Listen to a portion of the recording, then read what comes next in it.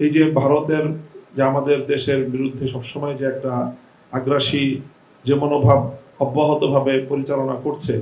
সেজন্য দেশের ভিতরে ঐক্যবদ্ধ কোনো একটা গণভিত্তিক একটা প্রোগ্রাম যেখানে সকল দলের রিপ্রেজেন্টেশন থাকবে। দ্বিতীয় বিশেষ প্রস্তাবনা হলো ভারতের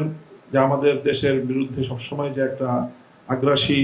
যে মনোভাব অব্যাহতভাবে পরিচালনা করছে, এখনো 5ই আগস্টের বিপ্লবের পর থেকে বাংলাদেশে যে সাম্প্রদায়িক সম্প্রীতির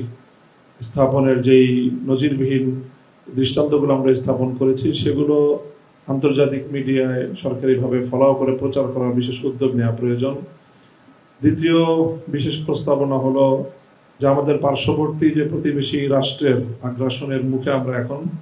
এই রাষ্ট্রের আশেপাশে যে সার্কভুক্ত অন্যান্য রাষ্ট্রগুলো রয়েছে, নেপাল, শ্রীলঙ্কা,